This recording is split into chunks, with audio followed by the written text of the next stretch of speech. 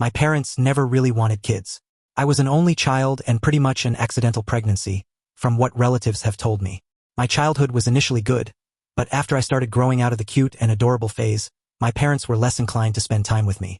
They both worked and had their own business that they started together. That business was their life and I always came second to it.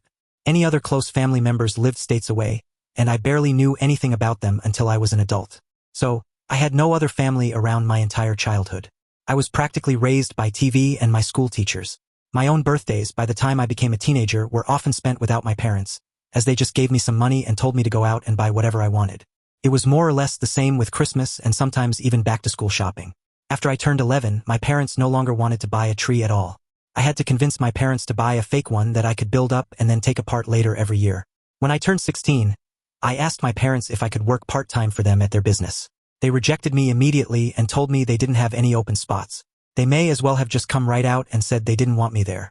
After I turned 17, my parents told me that since I was an adult, they expected me to move out as soon as I was able. I was working part-time because I was still in high school and didn't have anywhere near enough saved for college. Not long after high school ended, my parents told me to pack up and move out. They got an official eviction notice that gave me a month. They didn't even help me move. I had to get help from a friend's dad who owned a truck. I ended up renting a cramped apartment and working retail. I had no real-life experience and no time for college. After just a few months, I got fired because my manager legitimately had it out for me and wrote me up for the stupidest things. I ended up going broke pretty fast because I was terrible at managing my own money and couldn't find steady employment, so I lost my apartment. I went back to my parents begging for help, but they refused to take me in, not even for a little while to get back on my feet. I ended up homeless and living out of a tent in someone's backyard during the winter. My friends had all moved on to college, some in other states, and I was just a broke kid taking whatever work I could to stay alive.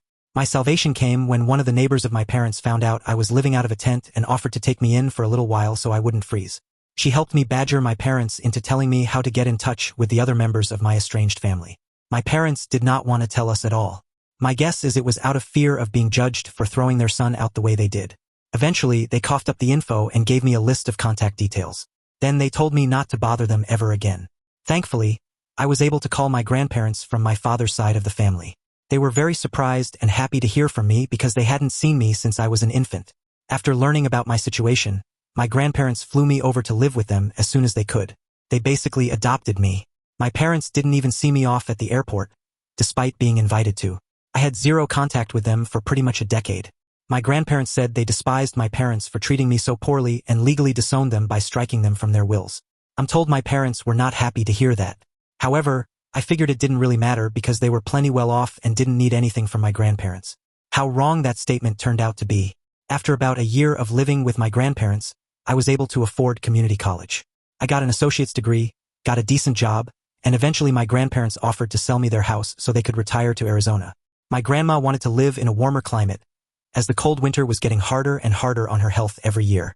I was sad to see them go, but I happily bought the house. They sold it to me for 1/3 of its value, and I'll have it paid off in a few more years. My position at the time forced me to go away on the road periodically. As a result, I could end up away from home for weeks at a time. One day in late 2020, I came home after being away for over 2 weeks. Upon arrival, I found a large white van I did not recognize in my driveway. I was getting ready to call the police when I noticed the van had the logo for my parents' business on the side of it. All I felt was dread. My parents had broken in somehow and were living out of my home. On top of that, they had the nerve to greet me like we were buddy-buddy the moment I walked in. I told them to get the hell out, but they refused because it was Grandma and Grandpa's house.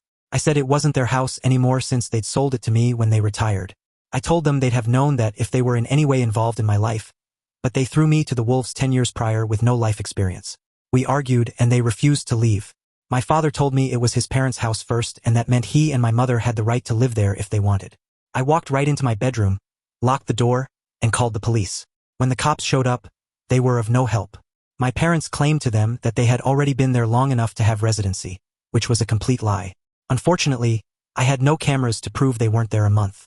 My neighbors had no cameras either. As a result, it was my word against my parents over how long they'd really been there, and they were claiming squatters' rights. They told the police they had a verbal rental agreement with me and that I was trying to illegally evict them for no reason. My mother even put on the waterworks while saying that. The police told me it was a family dispute and to file an eviction with the courts to get them out. Since this was in 2020, getting to court for anything took longer because of the pandemic. Meanwhile, my parents were squatting in my house rent-free and rubbing it in my face. From the information I got out of them, their business went bankrupt, and they sold off almost everything they had to pay their debts. All they had left was the van and a few personal belongings, so they expected to live in my house rent-free for the foreseeable future. They were working too. Both of them soon got new jobs, my father as a delivery driver and my mother as a sales associate. They were making money, and the only things they contributed to were electricity and water utilities. They basically just handed me a $100 bill every month and said I should be grateful they were paying me anything. Anytime I tried to discuss proper rent with them, they just said I owed it to them to live rent-free because I took 17 years of their lives. They then told me to be thankful that they weren't demanding my money back for that time. When I argued back, they threatened to stop helping with utilities altogether. I was so at my wit's end that I ended up calling my grandparents to explain the situation to them. They were very unhappy and spoke with my parents, but my parents still said they had the right to stay in my home. They refused to budge. My grandpa told me he was sorry it had come to this and that if they hadn't sold me the house, my parents wouldn't have invaded. I told him not to worry. I'd already filed for a legal eviction and would get it soon enough. I made sure to say that in earshot of my parents too. They responded with the silent treatment. My father was away most of the time, driving a delivery vehicle 6 days a week, a job really not to his liking. My mother basically tried to take over my house in her spare time. She demanded I let her rearrange my living room. At one point, she even tried to force me to give her and my father the master bedroom. She argued that they were my parents and they deserved better. I vetoed both of those things and said they didn't deserve better and to stop trying to act like I owed them anything. I didn't ask to be born, and it's a normal obligation for parents to raise their own children. I told her I knew they were trying to assert dominance to keep me from kicking them out. I let her know her time was coming soon enough. Finally, after 4 months and now into early 2021, I managed to take my parents to court over their squatting. We only needed to go to court because they fought the eviction and tried to gaslight me into rescinding it. They tried to use the fact that it was formerly my grandparents' house and attempted to use the $100 monthly payments as some sort of leverage. However, there was no real rental agreement, and they were smart enough not to forge one, as that would have been fraud. In the end, the judge ordered that they needed to be out in a maximum of 30 days because they had zero claim on my house. After court, they confronted me and said they were disappointed in me for kicking out my own flesh and blood. I couldn't help but laugh.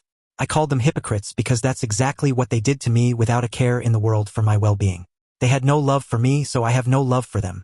I owe them nothing. They just tried to act like everything that was mine was theirs, but they had no right to call themselves my parents because they've never really acted like it. I called them a pair of snobby, lying, and now broke narcissists to their faces and told them to get their affairs in order. They knew I wouldn't hesitate to call the police if they didn't leave my house when the 30 days were over. My father looked enraged, but my mother stopped him from saying or doing anything by grabbing his shoulder and shaking her head. He sneered at me and walked away. I just laughed in his face. They eventually left, but not without a lot of difficulty. That final month was spent with them either guilting me to try and make me change my mind or completely ignoring me. I put up a calendar in the living room and checked off each day before they had to leave with a red marker. The exact day they were to be out was marked with a big red circle. I still remember that final day, March 2nd. My parents waited until the exact day they had to leave my home for good before they finally left. What's even funnier is that they had been so convinced they could make me let them stay that they didn't bother to look for an apartment until after the court eviction went through. My mother spent weeks scrambling to find an apartment. They had to get a tiny and cramped studio apartment in the next city over because it was the only thing they could find on such short notice. It was a lot like what I had to do when I was 17. Quite ironic. The moment they had to leave for good, I started changing the locks on all exterior doors. They said nothing. I said nothing. They just sat and watched me for a while until I had the new doorknob on. Then they finally left. I breathed a massive sigh of relief the second that van went down the road.